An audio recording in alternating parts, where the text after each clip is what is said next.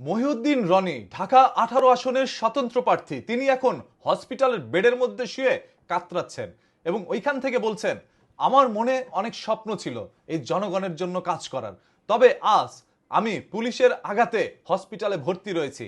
আমি গিয়েছিলাম হাদি ভাইয়ের অপরাধীর বিচারের জন্য, আর সেখানে পুলিশ আমাকে অতর্কিতভাবে আঘাত করে, যে আঘাতে আমার শরীরটা ক্ষতবিক্ষত হয়ে যায়। হসপিটালের বেডে এখন আমি শুয়ে আছি এবং এইখান থেকে প্রতিশ্রুতি দিচ্ছি, যদি জনগণ আমাকে ভোট দিয়ে নির্বাচিত করে তাহলে আমি দেশ এবং জনগণ ইনসাফের জন্য কাজ করব। এই দেশের জনগণকে নতুন কিছু দিব, যেটা অতীতে কেউ দিতে পারে নাই। সো এই যে মহিউদ্দিন রনি ঢাকা 18 আসনের একজন এমপি প্রার্থী, তাকে পুলিশ যেভাবে অতর্কিতভাবে আঘাত করেছে সেটা বাংলাদেশের প্রত্যেকটি মানুষ দেখেছে। যেটা জুলাই আন্দোলনে পুলিশের ভূমিকা ছিল সেটা কিন্তু এখন আমরা নতুন করে আবার দেখেছিলাম। সো মহিউদ্দিন রনি ভাই নির্বাচনে আসতেন না। তিনি কেন এসেছেন? যখন ওসমান বিন হাদি ভাই দুনিয়া থেকে সরে যায়, মানে দুনিয়া থেকে তাকে নির্মমভাবে সরিয়ে দেওয়া হয়, তখন এই রনি ভাই এসেছে নির্বাচনে, যাতে করে হাদি ভাই যেটা করতে পারে নাই, হাদি ভাইয়ের কিছু ইচ্ছার অপূর্ণতা ছিল, সেই অপূর্ণ ইচ্ছাগুলোই পূর্ণ করার দায়িত্ব নিয়েছিলেন এই মহিউদ্দিন রনি ভাই। এই জন্য তিনি ঢাকার 18 আসনে স্বতন্ত্র থেকে দাঁড়িয়েছিলেন। এক পর্যায়ে তো তার মনোনয়ন দেওয়া হচ্ছিল না, কোর্ট থেকে সেটা বাতিল করা হচ্ছিল, আবারও তিনি আপিল করছিলেন, হাইকোর্টে আপিল করছিলেন, এর পরবর্তীতে তিনি মনোনয়ন পান এবং সেই মনোনয়ন ধরেই তিনি নির্বাচনে অংশগ্রহণ করেন, কিছুদিন নির্বাচনের প্রচারণা চালান।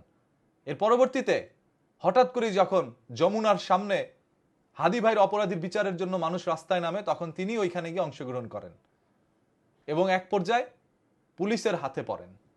পুলিশ একবারও তাকায় নাই যে আসলে আমি কাকে আঘাত করছি, সে আসলে কে। সে তো এই জুলাই আন্দোলনে বড় একটি ভূমিকা পালন করেছিল।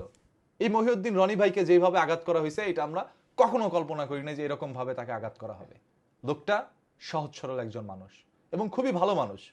আমি তার সাথে দীর্ঘ সময় কথা বলেছি, আমার কাছে ভালো মনে হয়েছে তাকে। যার কারণে আমি এটা বলবো না যে আমি তার ভোটের জন্য আপনাদের কাছে এখন বলবো আপনারা সবাই তাকে ভোট দেন। আমি এটা বলবো তিনি একজন ব্যক্তি হিসেবে মানুষ ভালো। শেখ হাসিনা সরকার থাকা অবস্থায় রনি ভাইয়ের সাথে আমার কথা হতো, তার সাথে একটা ভালো সুসম্পর্ক রয়েছিল। আমি কোনোদিন জানতাম না রনি ভাই একদিন নির্বাচনে আসবেন, এটা তিনি নিজেও জানতেন না। হঠাৎ করে তিনি নির্বাচনে আসেন যখন ওসমান হাদি ভাইকে দুনিয়া থেকে নির্মমভাবে সরিয়ে দেওয়া হয় তখন।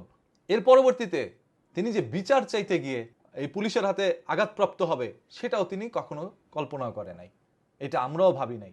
এই রনি ভাইকে দেখে এখন অসংখ্য মানুষ যারা অন্যায়ের বিরুদ্ধে প্রতিবাদ করতে চায় বা করে, তারাও ভয় পাবে, তারাও রাস্তায় নামতে চাইবে না। যে যেখানে মহিউদ্দিন রনি ভাই বাঁচতে পারে না, সেখানে আপনি আমি আর কি, আপনাকে আমাকে তো আঘাত করবেই। আমরা এটা নিন্দা জানাই। আজ মহিউদ্দিন রনি ভাই, জানি না ভোটার সংখ্যা কতজন মানুষ তাকে ভোট দিবে, তবে মানুষ তাকে মন থেকে ভালোবাসা দিয়েছে। এই ভালোবাসাটা ভোটের চাইতেও বেশি। নির্বাচিত হইতে পারলেই যে সে সবকিছু করে ফেললো, পেয়ে ফেললো, এরকম না।